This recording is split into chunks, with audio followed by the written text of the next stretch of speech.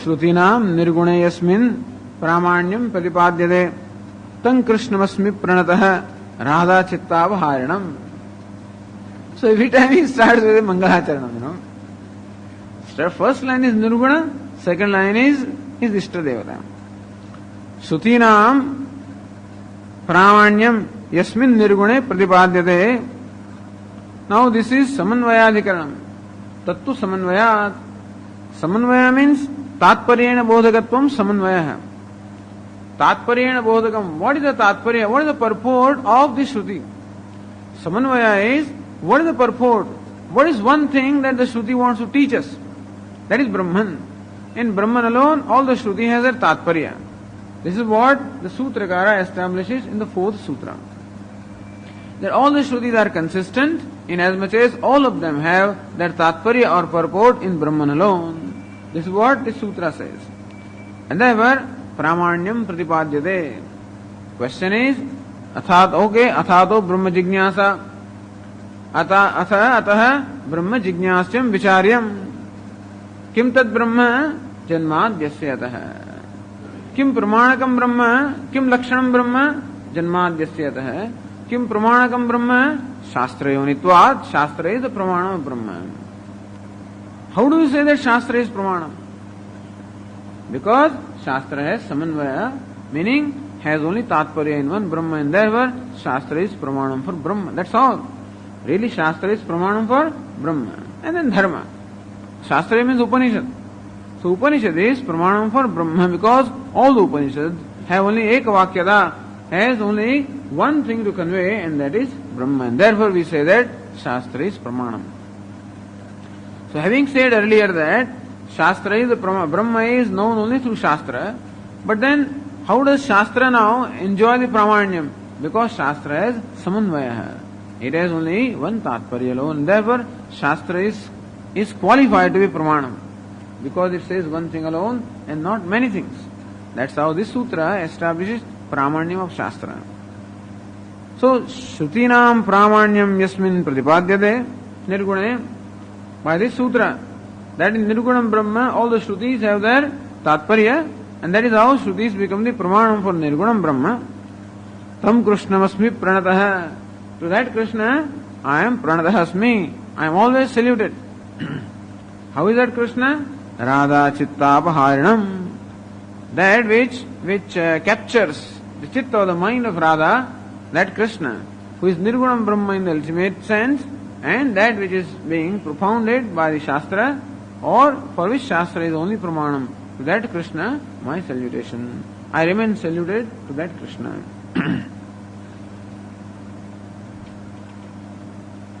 Tattu Samanvayadati Uttara Sutram Avatarayitum Adhikaranam Arachyade. Next sutra is Tattu Samanvayad. Now that sutra also happens to be an Adhikaranam. We say that these 5 aspects or the 5 factors are required for every Adhikaranam or every topic. In case of the first 4 sutra, each sutra also forms a topic. And therefore, each sutra has each of these 5 factors. And therefore the Tikakara must necessarily, even Bhashyakara also, should show us what are those 5 factors in order to establish that it is an Adhikaranam. Bhashyakara says it in some ways, then Tikakara clarifies it, and yet other Tikakara further clarifies it, so for our benefit. Adhikaranam Arachyade. So this Adhikaranam now is being here stated. Tatra Sadeva Somya Ityadi Vishayavakyani Siddhavat Kritya Bhattamadarithya Purupaksha Rachanartham Samshayam Pratipadayati Vedantaha iti. So Akshepa Sangati is there. So Purupakshi is actually refuting or is questioning how Shastra is a Pramanam for Brahma. We say Shastra is Pramanam for Karma. The moment you answer some fellow, other fellows catch hold of you. So you answer the Vaisheshikas or Naiyayikas and establish Shastra is a Pramanam. This fellow is waiting for you. So wait a minute. Shastra is not Pramanam for Brahma. We say Shastra is Pramanam for Karma. Amnayasya Kriyarthatvat Anarthakyam Atadarthanam. We say that Amnaya meaning Veda have only purport in Kriya or in Karma, and therefore any of those statements which do not directly refer to Karma, they are meaningless. or indirectly. This is the Purva Paksha Sutra where the Siddhanti shows that there is no word in this Breda which is not Pramanam. Somebody asked even Jaimini, meaning the Purva Mimamsakas, says only those Vakyas which pertain to Vidhi and Nisheda, they alone are Pramanam because they directly pertain to Karma.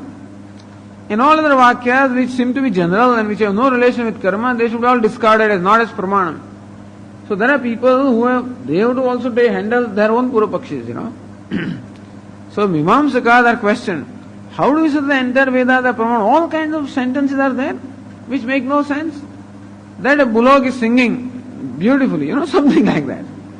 So this is the kind of a statement is there. What does it mean? What's the use of, what does it convey? Does it have any relation with karma? Or that Vayu or air or wind is the fastest of all the devatas, What does this have to do with the karma? So we propose that all such statements which do not refer to karma should be discarded, meaning should not be accepted as pramanam. So Purva Pakshi says, Amnayasya kriyarthatva, that is Siddhanti says. Based on this Siddhanta, Purva Pakshi says, if you say Amnayasya kriyarthatvat, if Amnaya is kriyartha, meaning that Amnaya or Vedas are only purport in kriya or karma, then we say anarthakyam tadarthanam. Then anything anarthakyam atadarthanam. We say that all those statements which do not directly refer to karma, they are meaningless. But Amnayasya kriyarthatvat is Siddhanta. That Amnaya or Vedas have purport in karma, this is what the Siddhanta is. There Purva Pakshi says, fine, then all those statements which do not refer to karma, let us discard them, So let us arrive at this aspect which is pramanam. That they don't like. Therefore they say that no, there is no statement in the Vedas which is redundant. So we say that even if the statement of the Veda cannot be directly connected with karma, it can definitely be indirectly connected with karma, and Arthavada falls in this category.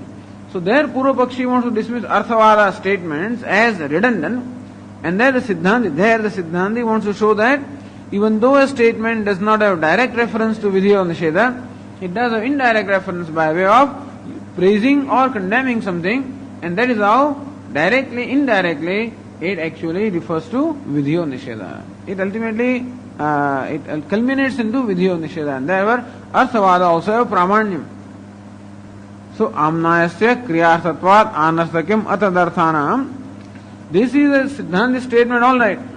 But further it was said, Tasmad anityam, what is it? Tasmad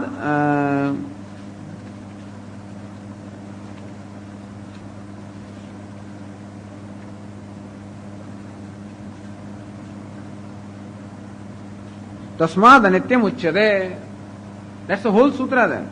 Amnayasya kriyarthatvat anarthakyam atadarthanam tasmad anityam uchyate. Since the Amnaya has only that purport in kriya, and there since any vakyas or passages which do not refer to karma are not pramanam, therefore we say that all those statements tasmad anityam uchyate. Anityam means it is redundant. Therefore all those statements are not pramanam. This is Purva Paksha. And there the Siddhanti replies that no statement of the Veda is actually redundant because directly or indirectly it refers to karma. So in the Purva Mimamsa, it has already been established that what is the subject matter of Vedas? Karma is the subject matter of Vedas. And now you come along and say that Brahma is the subject matter of Vedas. Shastra unitvat. So Brahma is, Shastra is the pramanam for Brahma. Those people say, wait a minute. We already established that Shastra is pramanam for karma. And therefore, they become your Purva Pakshis. Every sutra, the Purva Pakshis are, every adhikaran, the Purva Pakshis are different. You handle this fellow and some other fellow comes, and you handle him, then somebody else comes. So now Purva Mimamsakas come. In there also there are two schools, Bhattas Mata and Prabhakara Mata. And therefore, Purva Paksha, both of them of course are agreeable in one thing, that karma is the only purport of the scriptures. But in what manner, there is slight difference, and therefore Purva Paksha is presented in that manner. So Purva Mimamsakas become the Purva Pakshis for the sutra, and Vedanti now has to prove to them that the Shastra, Upanishad has its purport in Brahma. And they want to classify Upanishad as Arthavada. Tattvamasi and all that stuff, what is Sarvam Khalvidam Brahma is all Arsavada. And therefore, it only indirectly serves the purpose of karma. So all Upanishad is categorized by the Purva Mimamsakas as Arsavada and stuff like that. Whereas now Siddhanti has to prove that it is not Arsavada, but it is Pramana Vakyam. Arsavada is Pramanam, but then it doesn't have Tatparya in Swartha. While we want to show that Upanishad also has Tatparya or purport in its own self, and not that it serves the purpose of something else. They say that Upanishad serves the purpose of Karma Kanda. And that is how Upanishad has Pramanyam, all right. Not independent Pramanyam, but by way of being helpful to Karma Kanda. We say no, Upanishad has Pramanyam independently. Not by way of being helpful to Karma, not Karma Sheshitvam, but then Upanishad has Swatantra Pramanam. And then Vedanta will go one stage further and say, even Karma Kanda also is not independent Pramanam, but then it is only helpful in Brahman. That is how they will say. That even though it appears that the Karma Kanda has its purport in Karma, Vedahi Anekahi Ahameva Vedyaha. As Lord says, I am the only one who is to be known through all the Vedas, and therefore even Karma Kanda also have to serve the purpose of making us know Brahman or God. So Vedanta goes the other way around, that Brahma is only purport of the Shastra and Karma is only secondary purport and not primary purport. Those people say Karma is the primary purport of the scriptures and Upanishads are merely helpful. We say no, Brahma is the primary purport of the Shastra and Karma is helpful. This is Vedanta. Okay, so Tatra Sadeva Somya Ityadi Vishayavakyani Siddhavat Kritya. The Vishayavakya, what are the Vakyas? So many Vakyas. This Sutra doesn't have one Vakya. All those Vakyas are passages of Upanishad, which clearly refer to Brahma, all of them become the Vishayavakya for this. One is what? Sadeva Somya Idamagrasid Ekameva Dvitiyam. That Sat means Brahma. Hey Somya, the whole universe was Brahma or Sat before its creation. Sat or Brahman, which is one without a second. That Ekam Eva Advitiyam Sat is very clear. It is called Spashta Brahmalinga Vakya, because the Brahma is very clearly stated there as Ekam Eva Advitiyam. Or Satyam Jnanavanantam Brahma, or Vijnanamanandam Brahma, or Ayamatma Brahma. All of these statements are what we call Spashta Brahmalinga Vakyani, where they are very clear without any ambiguity. They state or they make us see that Brahman is the only reality, one without a second. So all those statements become the Vishaya or the subject matter of this sutra. So Tatra Sadeva Somya Ityadi Vishayavakyani Siddhavat Kritya. So we already know that these are Vishayavakyas. Bhattamadarityā Purvapakṣarachanārtham Samshayam Pratipadayati. The Samshaya, the doubt is presented based on Bhattamata to begin with. Then Prabhakara Mata will come. There are two expositions of this sutra also. So here first is treated what we call Bhattamata. Bhattamadarityā Kumarila Bhatta, the great Mimamsaka. In fact, next to only Shankaracharya in brilliance. In his work also. In fact, Kumarila Bhatta was a greater missionary, or at least equally a great missionary. Because he was committed to establish Veda Pramanyam. He was committed. Shankaracharya had commitment even greater thing than that, to revive the whole culture. But then, so Shankaracharya thought the revival of the whole culture in the country by way of teaching the Jiva Brahma Aikyam. Kumarila Bhatta also sought to do the same thing. He was supposed to be incarnation of Subramanya, Kumarila Bhatta. Everybody is an incarnation of somebody, There, if you see Shankara Digvijay, then all the Padmapad, all of them are the incarnation of someone or the other. But as far as I remember, Kumarila Bhatta was incarnation of Subramanya, and Mandana Mishra was incarnation of Brahmaji, and then his wife was incarnation of Saraswati, and this is how it is stated. So, even as Kumarila Bhatta was born, he was so fired up that the Vedas, the Buddhists were the main opponents who had dismissed the Vedas at that time. Jain Dharma had no prasar at all, so that was not much of a contender that time. But Bauddha Mata was spread all over the country, and therefore Vedas Pramanya was actually dismissed. Vedas were dismissed as the Pramana Grantha. Kumarila Bhatta could not stand that, and that was so brilliant he was. And then he himself studied Buddhism to see where their faults are, and then he went out and refuted every Buddhistic teacher. And that is how it was he who primarily drove away Buddhism from India rather than even Shankaracharya. Shankaracharya finished the work. But the spade work was all done by Kumarila Bhatta, who established the Pramanyam of Veda. And once you establish Pramanyam of Veda, you don't have to throw out anybody. You have to teach people how Vedas are Pramanam. When people learn and see that Vedas are Pramanam, then automatically all the other opinion which does not accept Veda as Pramanam gets refuted. That's how people would give up Buddhism and again take up to the Vedic religion. And this is what Kumarila Bhatta did. Very brilliant, very great person. But he's a Purva Mimamsaka. And therefore, he still, according to him, Vedas are meant for the purport of the Veda is karma. And so he becomes the Purva Paksha here. Bhattamadarithya, Purva Paksha Rachanartham, Samshayam Pratipadayati. In order to construct the Purva Paksha, first of all, Samshaya is present. Vishaya is what? Not presented. Siddhavat Kritya. In order actually to state the Adhikaranam, first the Vishaya must be stated. As Yato Vayamani Bhutani Janante, Atmavara Drashtavya or Tantvopanishadam Purusham. So these are the Vishaya. What is the Vishaya is not stated by the Tikakara. Siddhavat Kritya, as though it is already known. Then Samshaya, then Purva Paksha, and then Samadhanam. So first Samshayam Pratipadayati, Ratnabhagara says Vedantaha. Ratnabhagara says Vedantaha Siddha Brahmaparaha Uda Karyaparaha. Iti question now. So Samshaya is there. Vedantaha Siddha Brahmaparaha.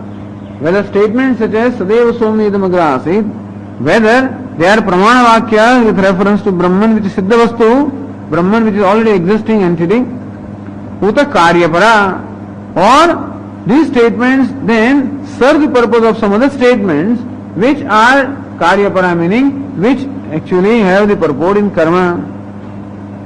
In short, Upanishads have Pramanyam in themselves, or Upanishads have their Pramanyam by way of being helpful to Karma Kanda. This is the question.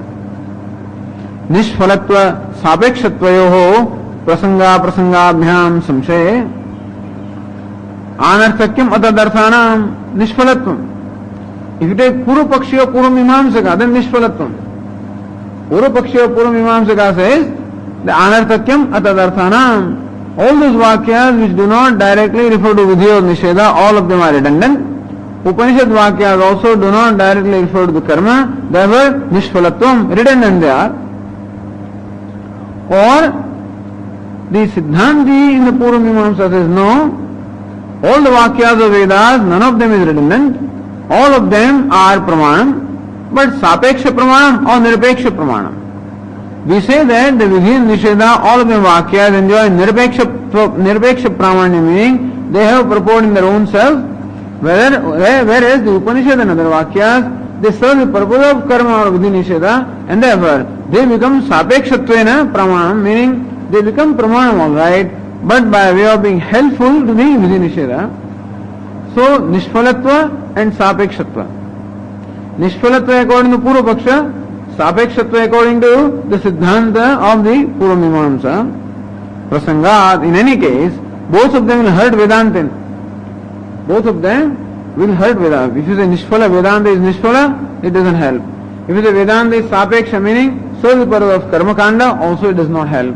And therefore, Samshaya, whether Vedantas independently teaches Brahma or they only teaches Karma. Iti Prasanga Prasangabhyam Samshaya.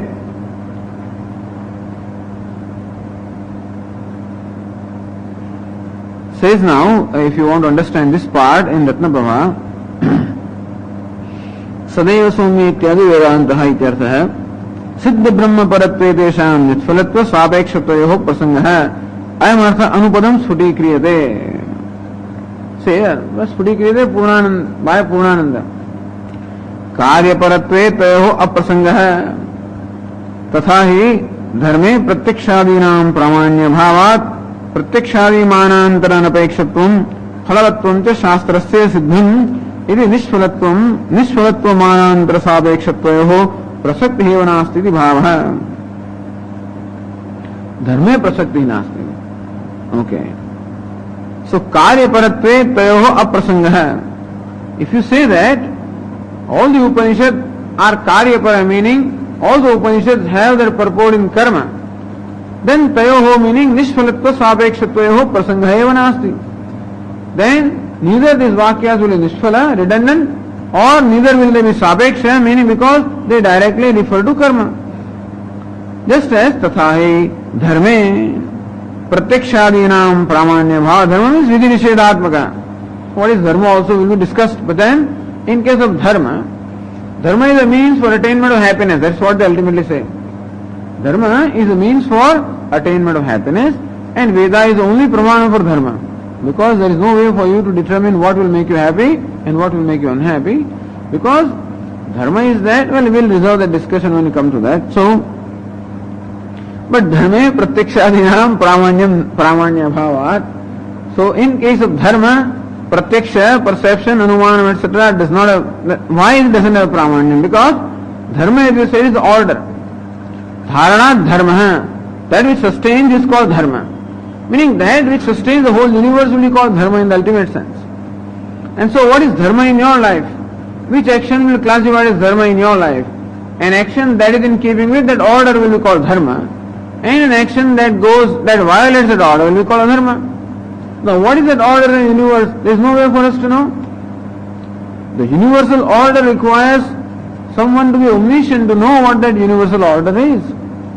Since human mind is not omniscient, therefore there is no way that a human mind can ever comprehend the order in the universe, and therefore you can never comprehend whether a given action at a given time, place and situation will necessarily be dharma or not. There is no way that you can determine. Therefore, to determine what is a harmonious or an orderly action in a given situation will require a sarvagnya or omniscient one to determine that. And Vedas are sarvagnya. Therefore, Vedas alone are competent to reveal what is dharma, what is the right or proper action. You know everywhere, because to determine the righteousness or propriety of a given thing, you must take into account all the variables. Like when a judge gives a judgment, that this one is right and this one is wrong, he is to take into account all possible evidence. If new evidence comes, then again they have to conduct inquiry. And as the evidence keeps on coming, that is how the lawyers will keep them busy and keep everybody busy, Keep on presenting some evidence. And thus everybody is kept busy, because the judge is obliged to take into account every evidence, whether it is remote or what it is. And therefore, similarly also for you to determine that this action is right, every variable must be taken into account, and variables are countless, and therefore you can never take into account all the variables. You can never arrive at whether a given action is right or not, and therefore only Vedas are the pramana with reference to determining what is righteous action. So dharme pratyakshadinam pramanya bhavat. So with reference to dharma, pratyaksha meaning perception, adi means anumana, etc. They do not have pramanyam. Pratyakshadi manantara anapekshatvam. So dharma is anapeksha, meaning dharma is independent of the pratyakshadi pramana. It merely depends upon, so it is only known through Vedas. Phalavatvam cha shastram, shastra siddham. And though Shastra also doesn't have dependence upon any of the pramana, and Shastra is phalavat. So phalavat arthavatvam. So Shastra teaches us that artha or means for happiness which gives rise to the desired result. Iti nishphalatva manantara sapekshatvayoho dharme prasaktihi vanasti iti bhava. With reference to dharma, this nishphalatvam, that dharma is nishphala is not there because it is phalavat. Phalavat because dharma is a means for happiness, and therefore dharma is phalavat, meaning it has its own prayojanavat. It is sarthakam. It gives rise to the desired result. So nishphalatvam is not there. And since with reference to dharma, the pratyaksha anumana they do not have pramanyam, therefore Veda becomes what?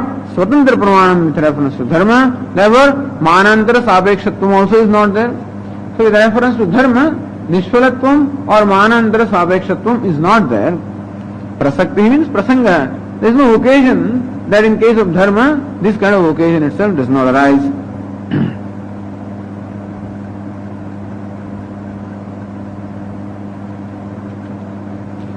prasanga aprasangabhyam. If Vedas or if Upanishad is karyaparam, then there is aprasanga of nishvaratva sapekshvatva, and the Veda is siddha brahmapara. In that case, and Vedanta is siddha brahmaparam. In that case, nishvaratva sapekshvatvayoho prasangah. Iti samshaya. This samshaya comes पूर्व सूत्रे द्वितीय वर्णकेन आक्षेप संगत्या पूर्व पक्षमाह. पूर्व सूत्र means शास्त्र विदित्वाद पूर्व सूत्र, ऑल राइट. एंड द्वितीय वर्णकेन आक्षेप संगत्या पूर्व पक्षमाह. इन द्वितीय वर्णकम meaning in the second exposition of the earlier sutra which we just concluded, we say that Veda is only pramanam with reference to Brahma. Because Pratyaksha Anumanam do not have Pramanyam, Brahman cannot be known through a Pramanam other than Vedas, and therefore Brahma can be known only through Veda is a Pramanam for Brahma. Says no, Veda is Pramanam for Karma and not Pramanam for Brahma. How do you say that Veda is Pramanam for Brahma? That's how you question. That's called Akshepa Sangati. We know all of this. Every day this happens, Akshepa Sangati. You say something, how do you say that? Immediately the question, that's called Akshepa Sangati, So, Akshepa Sangatya, Puru Pakshamaha. So this Puru Paksha is by way of Akshep. That's why this Dvitiya Varnakam was presented Dvitiya. Therefore, so it connects with this Sutra by Akshepa Sangati. Katham Punah Ityadina. So we read the first statement, sentence of Bhashya. कथम पुनः ब्रह्मणः शास्त्र प्रमाणकत्वम् उच्यते.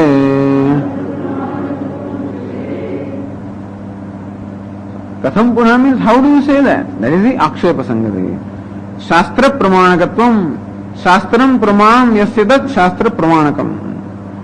So brahmana, how do you say that? Shastra is the pramanam for Brahma, or Brahma is the purport or the tatparya. That Shastra has tatparya in Brahma, how do you say? That's really the question. Katham punaha brahmana Shastra pramanakatvam iti uchyate. Meaning, how do you say that Shastra has its purport in Brahma?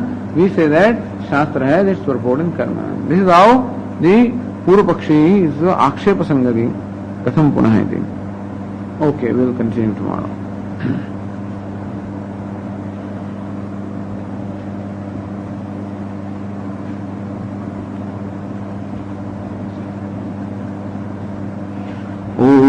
पूर्णमदः पूर्णमिदं पूर्णात् पूर्णमुदच्यते पूर्णस्य पूर्णमादाय पूर्णमेवावशिष्यते. ॐ शान्ति शान्ति शान्तिः. शङ्करं शङ्कराचार्यं केशवं बादरायणम् सूत्रभाष्यकृतौ वन्दे भगवन्तौ पुनः पुनः. ईश्वरो गुरुरात्मेति मूर्तिभेदविभागिने व्योमवद्व्याप्तदेहाय दक्षिणामूर्तये नमः. ॐ शान्ति शान्ति शान्तिः. राहुग्रस्तदिवाकरेन्दुसदृशो मायासमाच्छादनात् सन्मात्रः करणोपसंहरणतो यो भूत्सुषुप्तः पुमान्. प्रागस्वाप्स्वमिति प्रबोधसमये यः प्रत्यभिज्ञायते तस्मै श्रीगुरुमूर्तये नमः. इदं श्रीदक्षिणामूर्तये. बाल्यादिष्वभिजाग्रदादिषु तथा सर्वास्वस्थास्वपि व्यावृत्तास्वनुवर्तमानमहमित्यन्तःस्फुरन्तं सदा. स्वात्मानं प्रकटीकरोति भजतां यो मुद्रया भद्रया श्रीगुरुमूर्तये नमः इदं श्रीदक्षिणामूर्तये विश्वं पश्यति कार्यकारणतया स्वस्वामि सम्बन्धतः शिष्याचार्यतया तथैव पितृपुत्राद्यात्मना भेदतः स्वप्ने जाग्रति वाय एष पुरुषो मायापरिभ्रामितः तस्मै श्रीगुरुमूर्तये नमः इदं श्रीदक्षिणामूर्तये भूरह्मां शनलो निलोम्बरमः नाथो हिमांशुः पुमान् इत्याभाति चराचरात्मकमिदं यस्यैव मूर्त्यष्टकम् नान्यत्किञ्चन विद्यते विमृशताम् यस्मात् परस्माद्विभोः तस्मै श्रीगुरुमूर्तये नमः इदं श्रीदक्षिणामूर्तये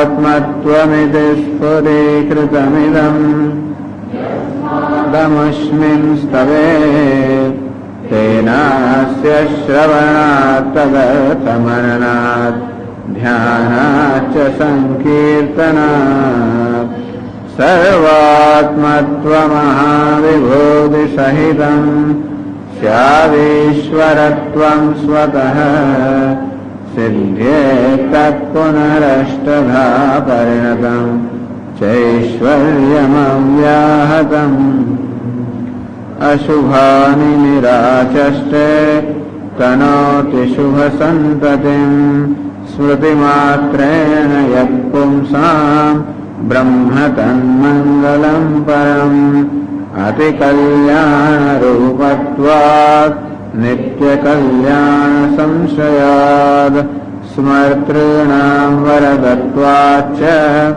ब्रह्म तन्मङ्गलं विदुः ओङ्कारश्चाक्षशब्दश्च द्वावेतौ ब्रह्मणः पुरा कण्ठं भित्त्वा विनिर्यादौ तस्मान्माङ्गलिकावुभौ ॐ अथ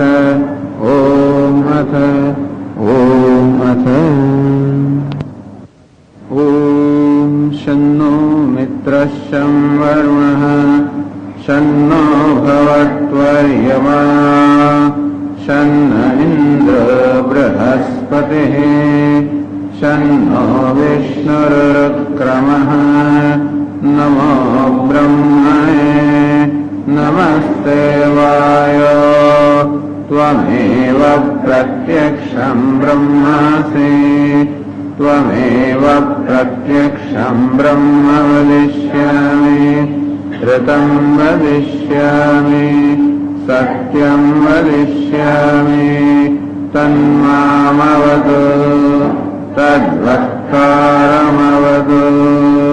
अवतु माम् अवतु वक्तारम्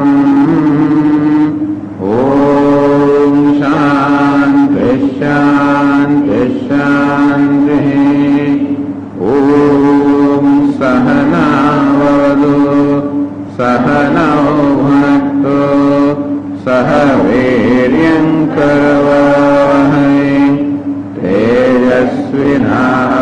तेजस्विनावधीतमस्तु मा वहै ॐ शान्ति शान्ति शान्तिः ॐ यश्छन्दसा वृषभो विश्वरूपः छन्दोभ्योऽध्यमृतात् सम्बभूव समेन्द्रो मेधया स्पृणोतु अमृतस्य देवधारणो भूयासं शरीरं मे विचर्षणं जिह्वा मे मधुमत्तमा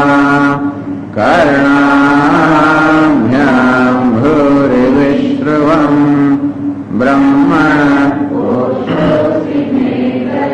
पिहितः श्रुतं मे गोपाय। ॐ शान्ति शान्ति शान्तिः।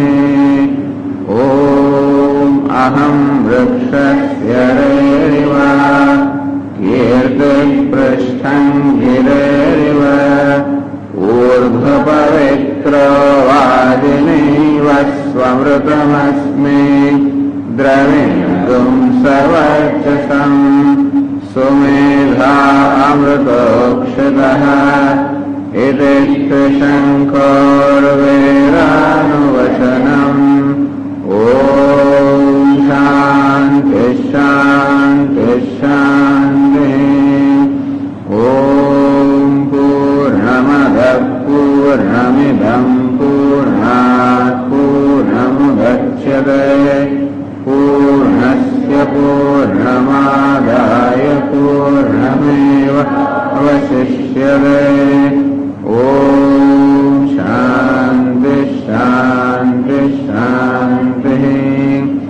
ॐ आप्यायन्तु ममाङ्गानि वाक्प्राणश्चक्षुश्रोत्रमसो बलमिन्द्रियाणि च सर्वाणि सर्वं ब्रह्मोपनिषदम् माहं ब्रह्म निराकुर्याम् मा ब्रह्म निराकरोत्।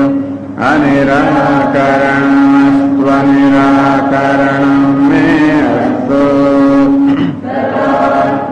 निरतेय उपनिषत्सु धर्मास्ते मयि सन्तु ते मयि सन्तु। ॐ शान्ति शान्ति शान्तिः।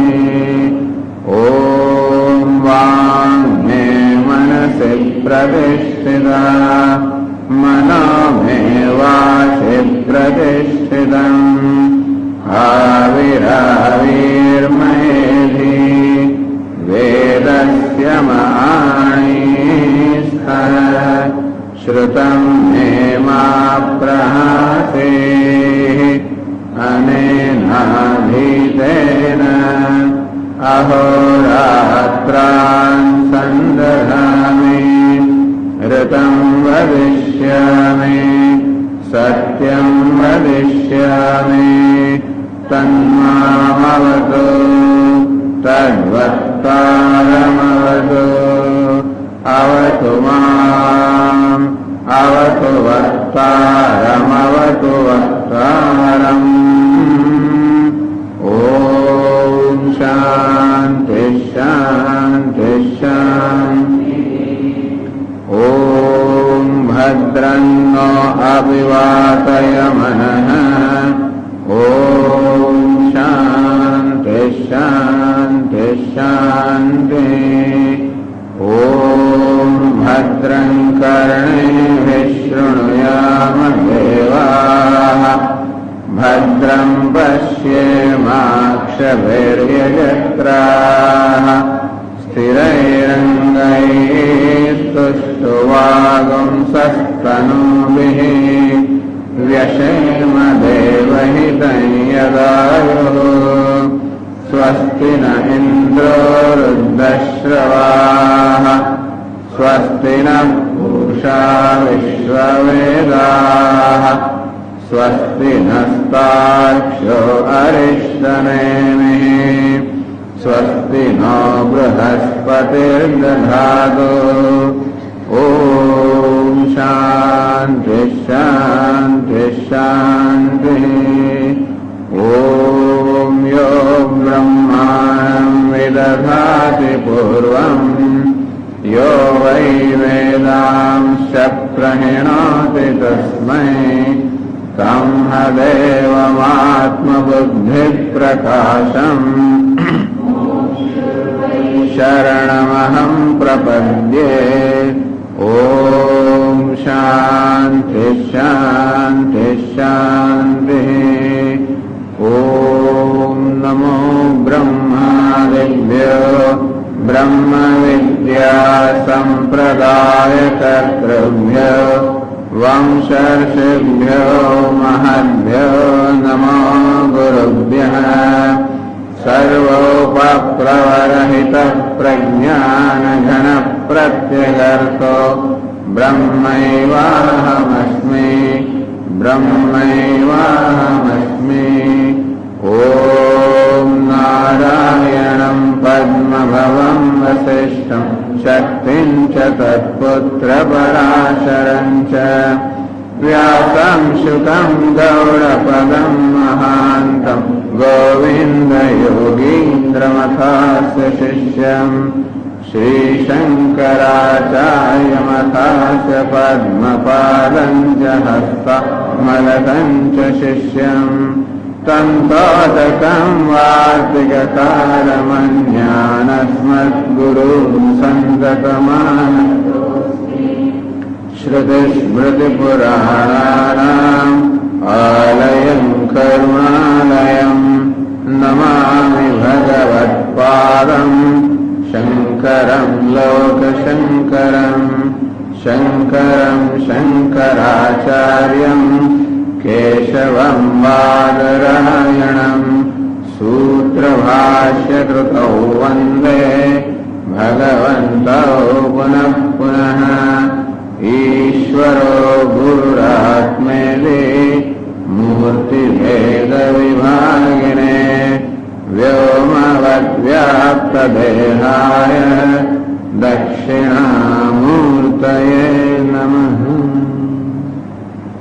विश्वन्दर्पणदृश्यमाननगरे तुल्यं निजान्तर्गतम् पश्यन्नात्मनि मायया बहिर्भूतं यथा निद्रया यत्साक्षात् कुरुते प्रबोधसमये स्वात्मानमेवाद्वयम् तस्मै श्रीगुरुमूर्तये नमः। इदं श्रीदक्षिणामूर्तये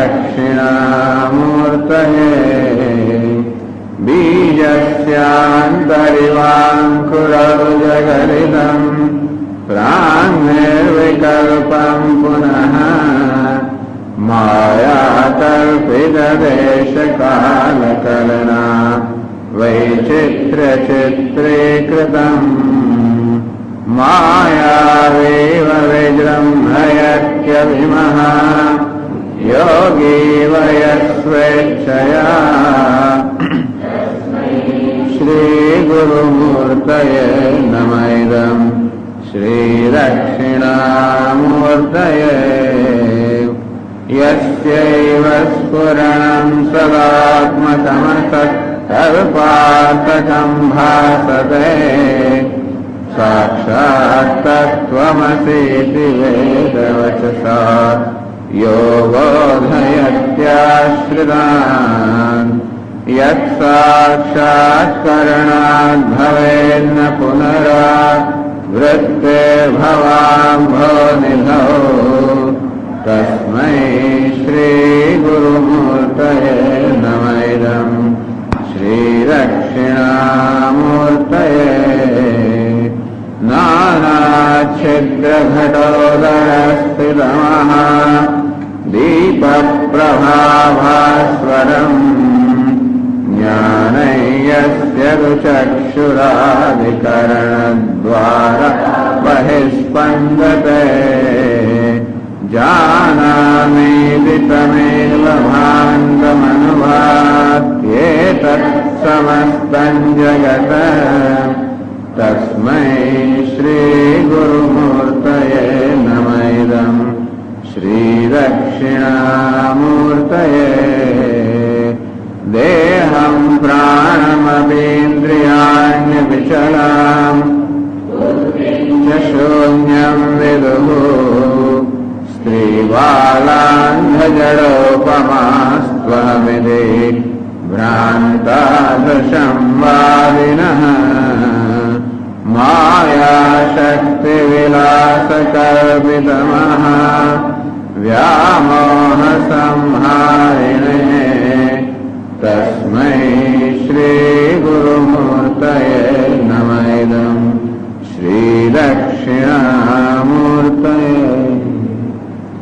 युष्मदस्मत्प्रत्ययगोचरयोः विषयविषयिणोः तमःप्रकाशवद्विरुद्धस्वभावयोः इतरेतरभावानुपपत्तौ सिद्धायाम् तद्धर्माणामपि सुतराम् इतरेतरभावानुपपत्तिः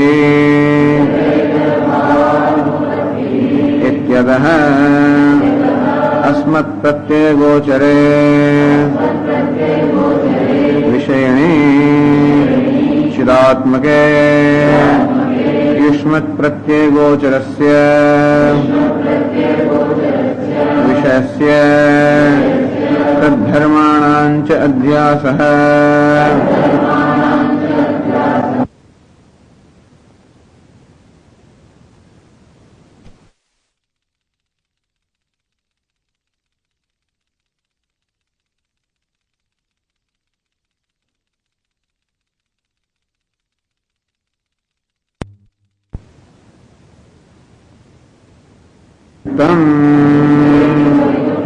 तथापि अन्योन्यस्मिन् अन्योन्यात्मकता अन्योन्यधर्मांश्चाद्यस्य इतरेतराविवेकेन अत्यन्तविविक्तयोः धर्मधर्मिणोः मिथ्याज्ञाननिमित्तः सत्यानृते मिथुनीकृत्य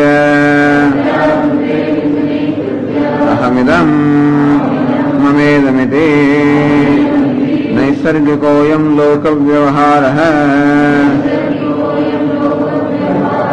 अथातो ब्रह्मजिज्ञासा जन्माद्यस्य यतः शास्त्रयोनित्वा 123 we read the bhashya 123 कथं पुनः ब्रह्मणः शास्त्रप्रमाणकत्वमुच्यते यावता आम्नायस्य क्रियातत्वा अनर्थकमतदर्थानाम् इति क्रियापरत्वम् शास्त्रस्य प्रदर्शितम् अतः वेदान्तानामनर्थक्यम् अक्रियासत्वात्.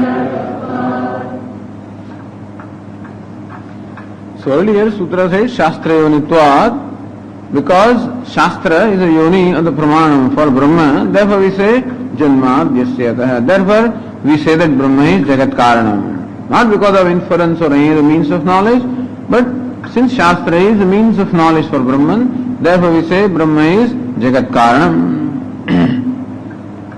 Question. Katham punaha Shastrasya Brahmanaha Shastra Pramanagatam Uchyate. How again do you say that Brahma has Shastra as its Pramanam or Shastra is Pramanam for Brahma? How do you say that? Shastra is Pramanam, all right, but we say it is not Pramanam for Brahma, it is Pramanam for Karma. Thus the main contention now between the Purva Mimamsakas and the Uttar Mimamsakas, between the Karma Kandis and between the Vedantins. What is the purport of Vedas? And basically this question arises because what is the purport of life? Ultimately, scriptures give us the means for attainment of the ultimate purpose of life. That is the purpose of scriptures. And therefore, how do we look upon scriptures? Scriptures is a means. Scriptures gives us the knowledge which is a means for attainment of the goal of our life. So how will you understand the scriptures, or how will you interpret the scriptures? Depending upon how you interpret the goal of life, whatever perception of life you have. What is the purpose of life? To be happy. Where is that happiness? That happiness is in heavens. This is your perception.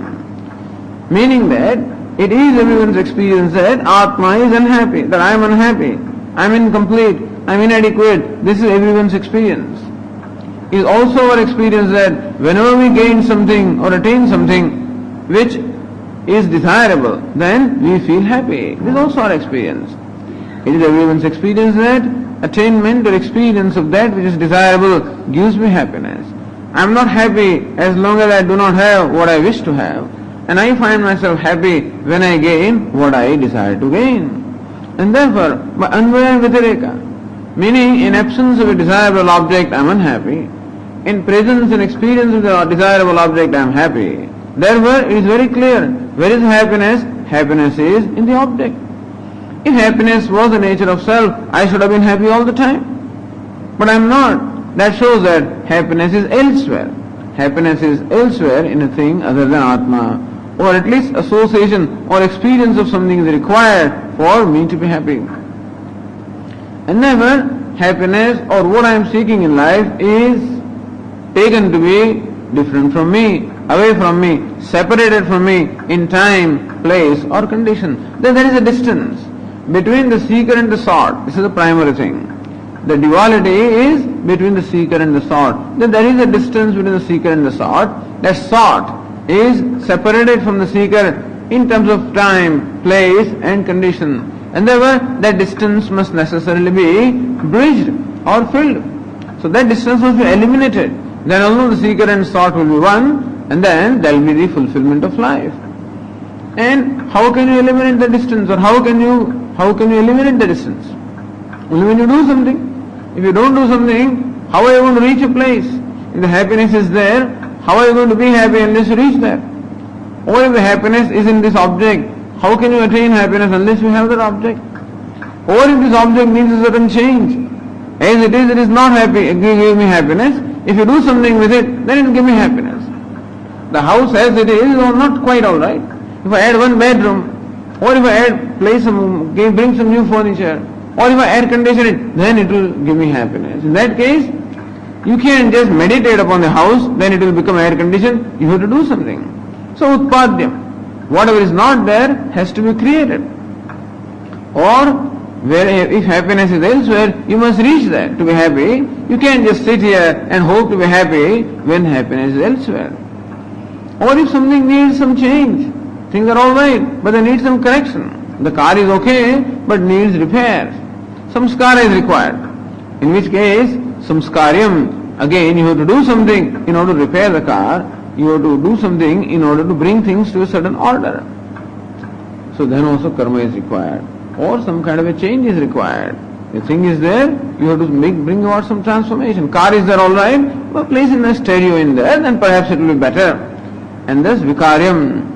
So utpadyam, apyam, samskaryam, vikaryam. Either you should create something which is not there, reach a place where you are not right now, clear up or clean things, or transform a given thing, then alone, that is what a karma or action can accomplish. And it is our experience that we need to do one or more of these things in order to be happy.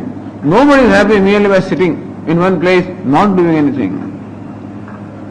And our experience is, when I don't do something, I am miserable. And when I do something, perform meaningful action, then I can acquire happiness. Therefore, the Karma Kandi, the Purva Mimamsakas, this is their belief that happiness is something to be attained, and that which is unattained, when that has to be attained, karma or action can be the only means. For the attainment of what is not attained, karma is a means, and therefore they believe that karma or the action is a means for attainment of the goal of life. With this understanding, when you look at the Vedas, that's the message you will get. See, what message you will get from the scriptures? Whatever you want to see, very often. It's very hard to know whether Tatparya of the Vedas is karma because that is so, or because you see that Tatparya. After all, people read what they want to read, or they hear what they want to hear, they understand what they want to understand. Because already there is a certain preconceived idea. So then who says there is no such thing as an open mind? Even though the scientists may talk of an open mind, there is no open mind in the world. Everybody comes only with some notions. There is no open mind. So therefore, independently when you look at anything, you are going to have a tendency to interpret that thing depending upon you want to get confirmation of what you think. And therefore, they see in Vedas a confirmation of their notion or their conclusion that karma or action is the means for attainment of the fulfillment of life. And how can you perform action? Nobody will perform action unless there is a pravartaka or a preraka. Preraka means someone should prompt you to do something. Someone should motivate you, unless there is a motivation. And therefore, human being requires motivation to do something, otherwise nobody will do anything. So you need something to motivate you, then you will perform action. And therefore, all those statements of Vedas which motivate a person to perform an action, they are the main sentences. So Vidhi and Nisheda. Vidhi means instruction. Do this, do that, do that. Of course, nobody need to do that. But when they say, do this, then wait a minute, you come to know that this is something that is desirable. Swarga kamo jyotishtomena yajeda. Suppose there is a statement like that the one who is desirous of heavens should perform a yaga called jyotishtoma. Then you came to know that there is some yaga called jyotishtoma which when you perform, then you can attain swarga. So it is not the instruction that makes you really do something, but that instruction is of the nature of pramanam, ajñāta jñāpakam. Something that was not known to you is now known to you. That jyotishtoma is presented by that statement as a means for attainment of swarga. Nobody had to ask you to do something because you want to do something anyway. All somebody has to do is to just give you a little hint. You want to go to station, all right. Suppose somebody says station is in such and such place, then they don't have to say you go to station. He will just say station is there. Automatically you will go there because you want to go there. See, there is a desire for heavens, there is a desire for happiness. Person is looking for a means for attainment of happiness anyway. And so when it is a statement that one desirous of swarga should perform a certain yaga, automatically you will be motivated to perform the yaga. So even though that particular statement of Vedas does not ask you to do anything, nevertheless, it does become a means for making you to do things because by invoking in you the desire which is there in you, by invoking that desire, it is actually your desire which in fact propels you to perform an action. No outside force can ever make you perform an action. The one is compelled to perform an action by the desire within. Karyate hi avashah karma sarvah prakritir gunahi. Everyone is made to perform an action by the modification of prakriti within. All the outsider has to do is to invoke that. That's all. All the political leaders, what do they do? They invoke. Invoke in your Hindu. Invoke a Savarna. Invoke something or the other. And thus that spirit comes. I am a Hindu and therefore this fellow is something else. And therefore you start doing something. Oh, you are Savarna, or you are this Varna, that Varna. Invoke in you, make you identify with that or whatever it is. Immediately action follows. So actually intelligent people will only do that. They will not even ask you to do anything. You need not ideally ask a person to do a given thing. Just motivate the person or invoke in the person that doer and automatically things will be done. This will be ideal management where no instructions are given, Always teaching or always not instruction there, but information is given, whatever is required. Therefore they say that Vedas are pramanam. Ajñāta jñāpakam pramanam. That which makes us know that which is unknown so far, or that which makes us know that which cannot be known by other means of knowledge is called pramanam. And therefore these Vidhi these vakyas or the statements of Vedas of the nature of do's and don'ts, even nisheda or a prohibition also makes you do something. By curtailing in you the natural tendency. Himsam na kuryat, don't hurt anybody. Since the fellow has a tendency to hurt, so to hurt is natural for him. So don't hurt anybody, then he has to restrain himself. That is also an action. So nisheda also ultimately results into an action. Speak truth, don't tell a lie. When they say, then there has to be a restrainment of the natural tendency. In that sense, the nisheda also results into some kind of an action. So vidhi and nisheda, do's and don'ts, These, according to the Mimamsakas, are considered to be the main or the major statements of the Vedas. The Vedantins will say, Tattvamasi. Jiva Brahma, that which reveals the identity between Jiva and Brahma is a major statement. That's Mahavakya. What's the Mahavakya according to, or major statement according to Purva Mimamsakas? Not Mahavakya, but the principal statements. Pramana Vakya is what? Vidhi and Nisheda. When? Because Amnayasya Kriyasatvad. Amnaya means Veda. Amnayasya Kriyasatvad. Kriya is Artha Prayojanam. So Kriya is a Prayojanam or the purport of the Amnaya of the Vedas, and therefore only those statements which relate directly to Kriya of the action alone should be considered to be the major statement of the Vedas. This is the Purva Mimamsa. Therefore, there is a Purva Pakshi of the Purva Mimamsa who says that all right, that all the various statements of the Vedas which do not directly relate to karma should be considered as redundant. So, Vayurvikshepistha Devata, I said yesterday, wind is a very, wind is a Devata which is very fast, So, wind is a Devata having great motion. So, this has no relation to it.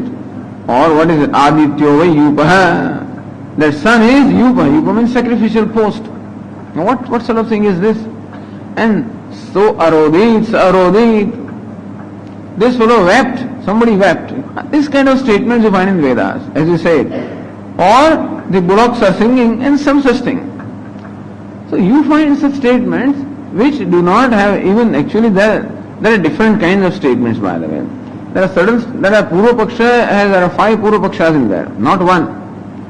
So there are different kinds of statements that identify the Purva Pakshis of Mimamsakas who say that all these statements should be considered to be redundant because they do not directly or indirectly lead to karma.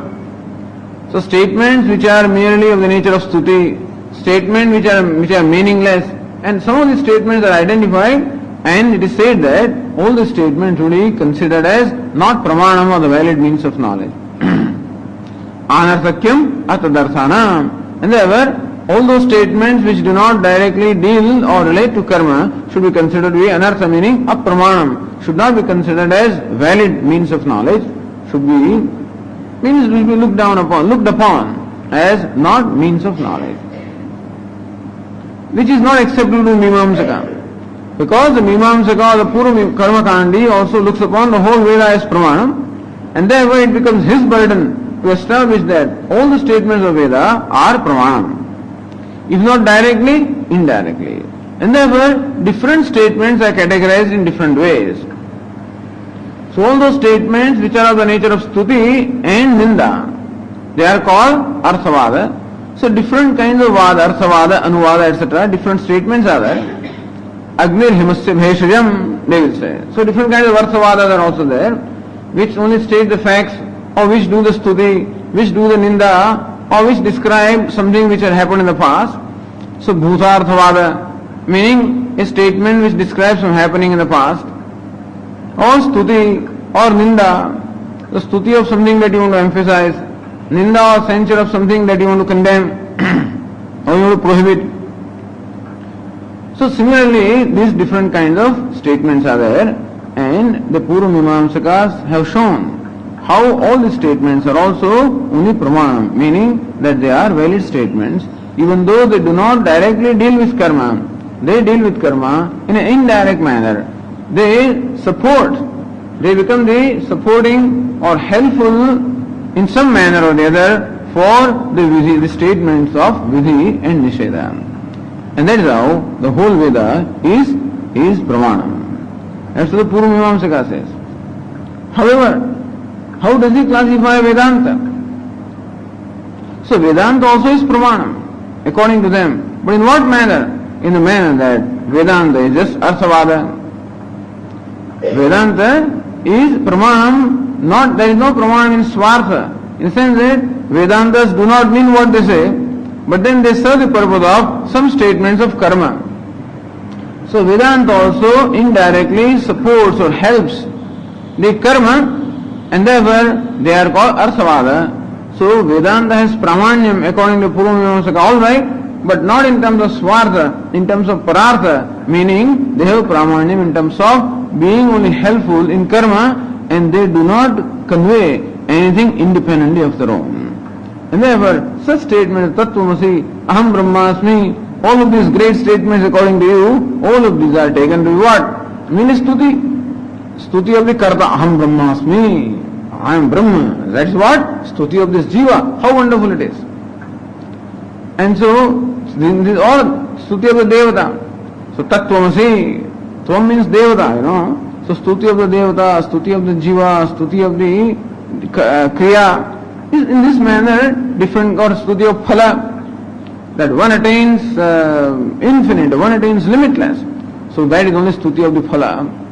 In this manner, they classify the statements of Upanishads, Vedanta, as Arthavada, and in that sense they have Pramanyam. And this conclusion of the Purvamimamsaka is not acceptable to Vedantins, because Vedantins want to prove that Upanishads are Pramanam or valid means of knowledge in their own, not by way of serving the purpose of Karmakanda, but on their own Upanishads are Pramanam.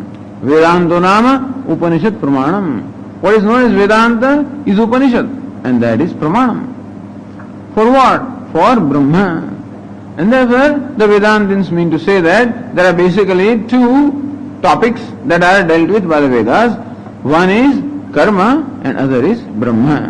And therefore, the main theme or the subject matter of the Karma Kanda is Karma or Kriyaparatvam, and the theme of Upanishad is Brahma. This is what they want to say.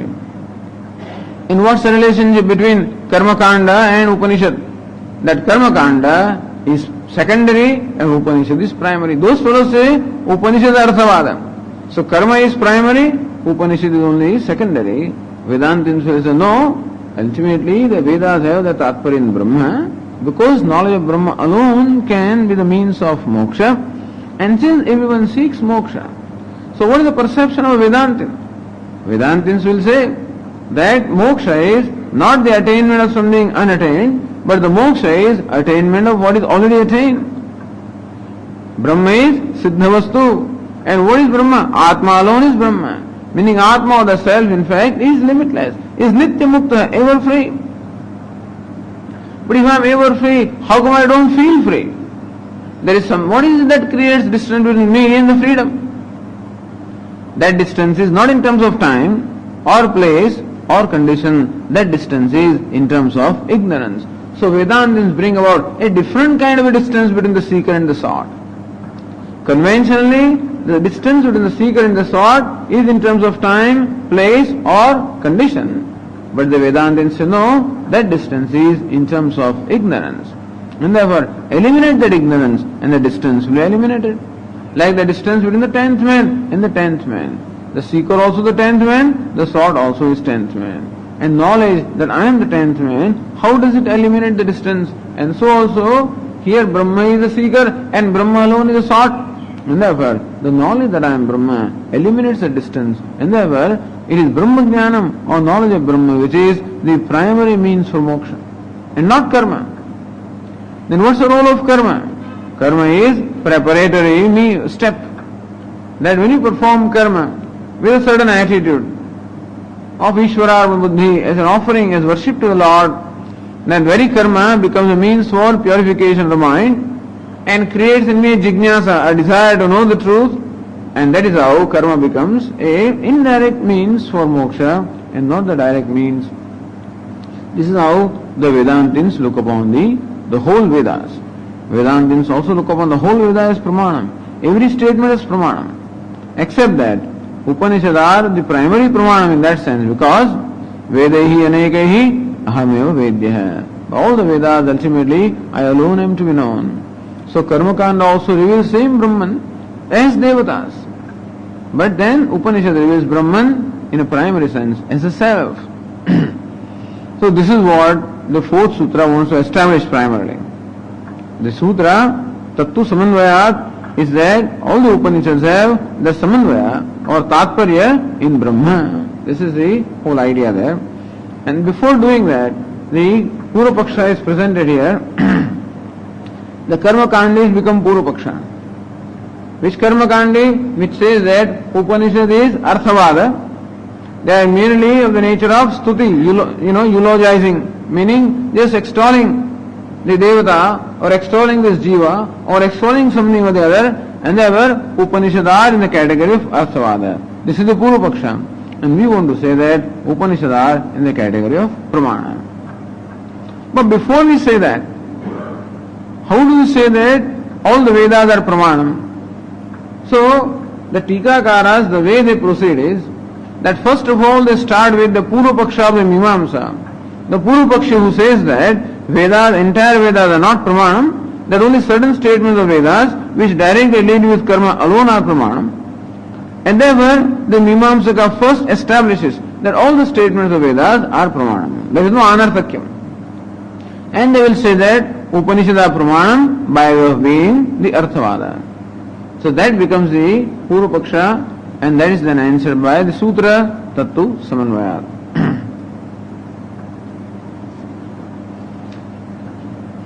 So Vashyakara starts with what we call Akshepa Sangati. Akshepa means questioning the conclusion that has been reached in the earlier sutra. The conclusion reached in the earlier sutra is that Shastra or Upanishad is Pramanam for Brahma, or Vedas. Upanishad also, Vedas are Pramanam for Brahma. How do you say that Vedas are Pramanam for Brahma? We say that Vedas are Pramanam for Karma. Yavata Amnayasya Kriyasatvad Anarthakyam Atadarthanamidi. That Amnayasya Kriyarthatvat, in as much as all the Amnaya, meaning the Vedas, have Kriyarthatvam, they have the purport in Kriya or the action. Anarthakyam Atadarthanam, and therefore all those statements which do not directly deal with Kriya, Anarthakyam Apramanyam, they should be considered as redundant or they should be considered as not Pramanam. Iti Kriyaparatvam Shastrasya Pradarshidam. Thus, it is said that Shastrasya Kriyaparatvam Darshidam. Even though this is a statement of Purva-pakshi of Mimamsaka, however, the Purva-paksha of the Mimamsa also questions, there also is an Akshepa, that you say, hey Siddhanti, you say Mimamsaka, that Amnayasya Kriyarthatvam, that Amnaya has its purport in Kriya. In that case, you will have to say that all the statements which do not deal with Kriya are redundant. Ataha Vedantanam Anarthakyam Akriyarthatvat. Therefore, you would say that Vedantas Akriyarthatvat, since they do not deal with Kriya or Karma, Anarthakyam. Vedantas also should be considered as redundant or Apramana. And then you give some concession. Says, no, you can't say that Vedanta is not Pramanam at all. Then you say it is Pramanam by way of Arthavada. That much concession will be given by the Purva Mimamsakas, and that's how the whole topic is developed here. So first we will find Purva-paksha of Mimamsaka. Then we will find Mimamsa-paksha which becomes Purva-paksha for Vedantin. Okay? So how the Mimamsa-paksha is first developed?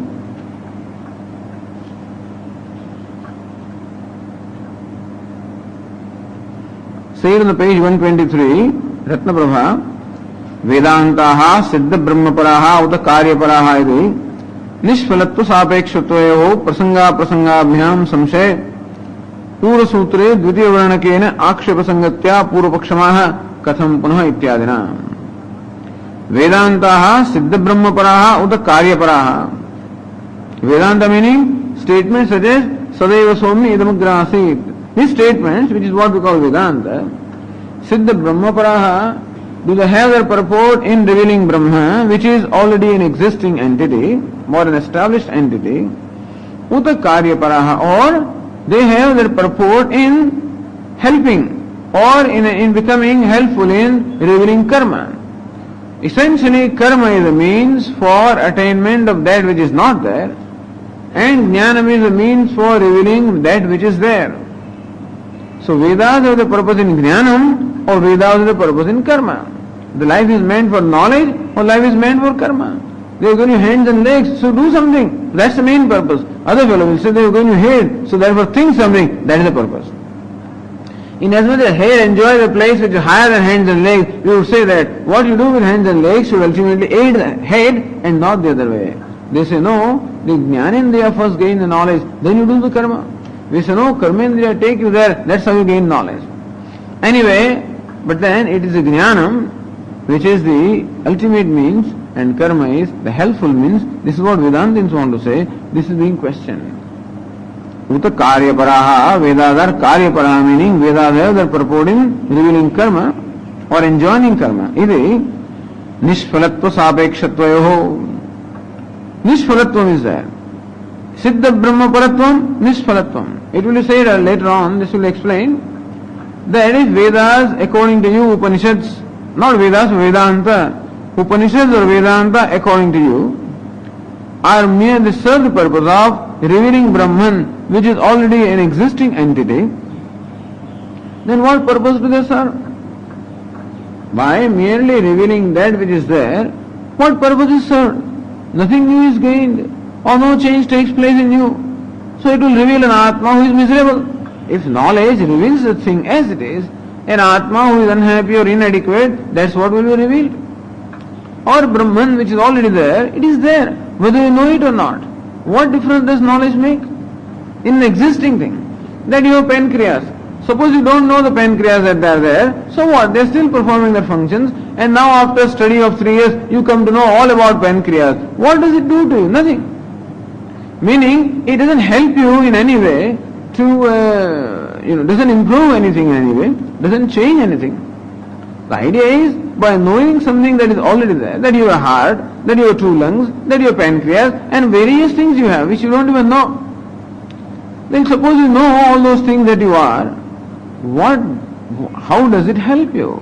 What change does it bring about? Nothing. In short, according to them, knowledge of that which is already an existing entity does not in any way do anything to you, and therefore, Siddhavastu, if Vedantas, the only purpose the Vedantas serve is to reveal Brahman which is already an existing entity, then knowledge of such a thing as Brahman does not serve any purpose in life. Because it is there. Even if you do not know, it is still there. If it has to do something, it is already doing something, whether you know it or not. Like the sun is there, whether you know it or not. It shines and it illumines. You need not know that there is sun in order to gain the illumination. And by knowing that sun is there, it does the intensity of illumination doesn't increase. So the idea is, what is there. And so by knowing something which is already there, does not in any way do anything, serve any purpose in your life. And therefore, nishphalatvam, Vedanta will become nishphala, meaning they will become fruitless or redundant or meaningless. If you say that, their purpose is to reveal Brahman. Not only that, sapekshatvam, it is also said that if there is something which is already there, you do not require Vedas or Shastra to know that. If it is there, how do you say it is there? How do you say that a given thing is there? Only when that thing becomes known to you. How do you say that the clock is there? When you are aware of the clock. How do you say microphone is there? When you are aware of the microphone. And therefore, existence of a given thing can be only established when you become aware of that. So, all existing entities will always become object of awareness. Otherwise, you cannot even say an entity exists. An entity exists only when you can know, and therefore, knowledge of an existing entity can be gained by the means of knowledge available to you. Either you will be able to perceive or you will be able to infer that. And therefore, entities which are already existent should become known by either perception or by inference. Inference also perception based. So why do you require scriptures? You can yourself know it. And that which you can know yourself, you do not require scriptures. Or if you require scriptures, in order to verify what you already know, or verify what you can come to know by perception or inference, in which case scriptures do not serve a purpose of independent pramanam. The scriptures also become dependent upon another pramanam or another source of knowledge such as perception or inference, in which case there is what we call sapekshatvam, or there is dependence of the scriptures upon other means of knowledge such as perception or inference. So if you say that Vedantaha Siddha Brahma Paraha, that Vedantas have their purport in Brahman which is already an existing entity, then there will be Nishphalatvam, Sapekshatvam. Vedantas will become Nishphala because they don't serve any purpose in life, Sapeksha because they reveal an entity which can already be known through other means of knowledge, and therefore these doshas will be there, then Vedantas cannot be called Pramanam. Pramanam cannot be Nishphalam and Pramanam cannot be Sapeksham. Pramana or valid means of knowledge must be meaningful. Eyes will reveal something which you do not know. So, Ajnata Jnapakam Pramanam. That which is not known to you or that which cannot be known by other means of knowledge is made known to you by that Pramanam. And therefore, always Sarthakyam or Safalatvam must be there. And for revealing the color of a given object, eyes should not have to depend upon ears or some other means of knowledge. Eyes can be called Pramanam only when they can independently reveal the particular object, like the color. So Pramanam must be Nirapeksham. So Pramanam must be Safalam as well as Nirapeksham. But then if you say that the Vedantas are Siddha Brahma Paraha, they are only devoted to revealing Brahman, in that case they become Nishphala as well as become Sapeksha, and therefore they lose their Pramanyam. Then Vedantas will not be Pramana. This is what the Karmakandi or Purva Mimamsaka says. Then what? But if you say Karya Paraha, if you say that Vedantas are devoted directly or indirectly in revealing karma, then this problem will not be there. Because karma will enable you to attain that which you do not have, and therefore by way of revealing karma, Vedantas will then become meaningful, Safala, and karma means dharma. See, to connect karma with karma phala, that if you perform a given karma, you will attain a certain result. This kind of a thing can never be known by you. Because the result is not yet here, therefore it cannot be perceived. Nor can you infer, because the connection between karma and the karma phala requires the knowledge of laws which we do not have, and therefore that this particular karma will produce a particular result can be known only through Vedas, not by any other means of knowledge. Shastra alone can tell you. Any Shastra, whether it is Vedas or some other scriptures of other religions, when they say you perform this, then you go to heavens. There is no way for you to verify that or not verify that. You have to totally depend upon the scriptures. And therefore this is called. So when you perform a certain karma, it produces a certain effect, which effect will result into a certain result at a given time and place. Who can say, who can really be the authority in saying this? Only scriptures are the authority. Therefore they say that as far as producing a certain result is concerned, that a given karma becomes a means for producing a certain result when a karma is performed in a given way by a given person at a given time in a given situation. For revealing this, Vedas or Shastra alone is Pramanam, because human mind can never comprehend what karma should be performed to go to heavens, because we don't even know where the heavens is. We don't even know if there is a heavens or not. And how to reach there we do not know. So what should we do now to be able to reach heavens later? There is no way for us to know. And therefore, for this knowledge, meaning for knowledge of karma phala, and which karma will give a particular karma phala, this knowledge can only be obtained from the Shastra and from no other means. Understand this. So it is said that karmanyavadikaraste ma phaleshu kadachana, that you do not have a choice in determining the result, because a result is determined by any number of laws. When you perform an action, then so many variables or parameters are involved in determining the result. And you do not know all those parameters or variables because you have a limited intellect. In fact, the variables involved are the whole universe. To determine any result is going to require the consideration of every factor, theoretically. And therefore, ideally, the one who is Sarvagnya or omniscient alone can determine what the result will be for a given action.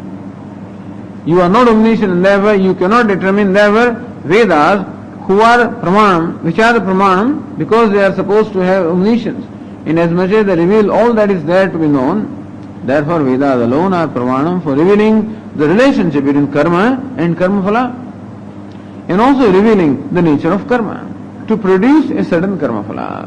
So, keeping a given karma phala in mind, Vedas alone can tell you which karma to perform, how to perform, and when to perform. How to perform? Iti kartavyata. What to perform? A particular kriya. That is going to involve different karakas. Who should perform? When he should perform? How he should perform? Which devata is to be invoked? All of this knowledge can only be imparted by Vedas. And therefore, as far as kriya or karma is concerned, or dharma is concerned, Vedas are pramanam. So by on account of revealing dharma, Vedas become what? Meaningful, safala.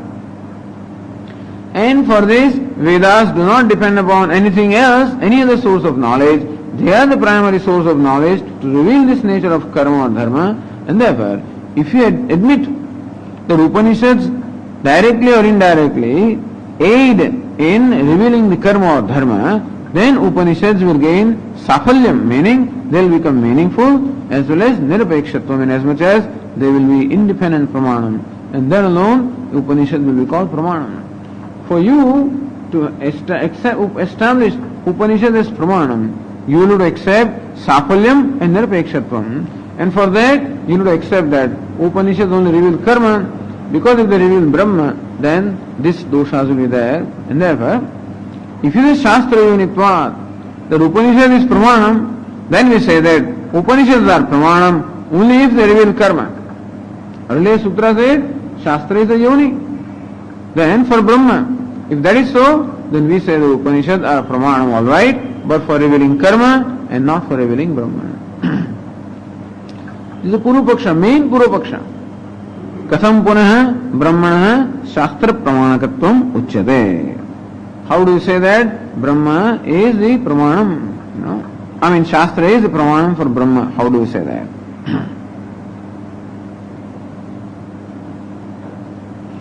Then Ratnabhava continues, Sadeva Somya ityadinam sarvatmatvadi spashta brahmalinganam brahmani samanvay uktehe shrutyadi sangatah. Sadeva Somya idamagrasi ekamevad dvitiyam, where Sat or Brahman is revealed as Ekam Advitiyam. And Brahman, if it is Ekam and Advitiyam, then it is Aitadatmidam Sarvam Tat Satyam Saatma Tattvamasi. That particular statement culminates into this Upadesha. Aitadatmidam Sarvam. That Sat or Brahman is the Atma of the entire Jagat, is the essence of the entire creation. Tat Satyam, that alone is the truth or reality. Sa Atma, and that alone is the self. Tattvamasi, and that you are. So you are that which is the self, which is the truth, which is the essence of the whole universe. So who are you? You are the truth or the essence of the whole universe. You are the Atma of the whole universe, meaning you are the self of all. This Upadesha is called Sarvatmakatvam. So Chandogya Upanishad reveals Brahman as Sarvatma, as the self of all. And I am Atma Brahma. Other Upanishads also reveal the same thing in one way or the other. As Atma is revealed as Jagat Karanam, as the self of all, as Purnaha, as Nitya Muktaha, as Ananda Swarupaha, in different ways Atma is revealed or Brahma is revealed by the Upanishad. So that Sarvatmatvadi Spashta Linganam, Spashta Brahmalinganam, all these whole class of statements which very clearly and without ambiguity reveal Brahma as the self and meaning the self of all those statements such as Sadeva Somya, they become the subject matter of all this sutra, keeping which statements in mind this sutra is written. Brahmani samanvayuktehe shrutyadi sangatah.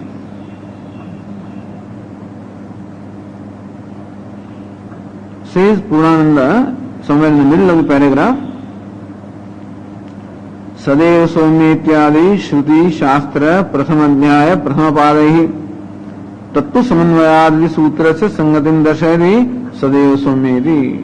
This sutra Tattva Samanvayat, what is the Sangati or what connection this particular sutra has with Shastra? Which Shastra? Sadeva Somya, Spashta Brahmalinga Shastra. Or the Shruti rather. And Shastra means Brahma Sutra. Then Prathama Adhyaya and the Prathama Pada. What is the relationship that this particular sutra has with all that? So says, Shrutinam yaha samanvaya tatparyena bodhakatvam. So what is meant by samanvaya? Tatparyena bodhakatvam. Bodhakatvam means revealing or teaching, making us know. Bodhaka means the one that makes us know. Tatparyena bodhakatvam, to make us understand as a very purport, is called samanvaya. So to teach us the purport is the samanvaya, tatparyena bodhakatvam. So what is samanvaya or what is the tatparya? What is the purport? What is it that the Shruti or the Upanishads seek to teach us or reveal to us or make us see? That is Brahma. Thus all the Shrutis have their tatparya, all the Upanishads have their tatparya or purport in Brahman. Purport in making us see that Brahman is the truth. So that is the tatparya of all the Upanishads. Tatparyokte, samanvayokte. Ukte means pratipadakatvat. Samanvaya pratipadakatvat. Since all the Upanishads have their pratipadanam, they only teach or they arrive at Brahma as the very subject matter or Brahma as the ultimate truth. Therefore, sarvatmatvadi iti anena Shruti Sutrayoho sarvatmatvadi rupa ekartha bodhakatva rupa sangati darshayata. So sarvatmatvadi, that Sadeva Somya etc., they are the statements that reveal the sarvatmatva etc. of Brahman. In that sense, Upanishads are also devoted to revealing sarvatmatvam, and the Sutra also reveals the sarvatmatvam of Brahma, and therefore Shruti Sutrayoho sarvatmadi rupa ekartha bodhakatva rupa sangati. That both of them reveal the ekartha, the same meaning of the nature of sarvatmatvam of Brahman, both the Sutra as well as Shruti, and therefore ekartha rupatva sangati is there between Sutra and Shruti. Spashta Brahmalinganam iti visheshanena Spashta Brahmalingaka Shrutyartha Pratipādakatva Rupa Pada Sangati Yukta. That this pada of the first quarter of this Brahma Sutra, of the first chapter,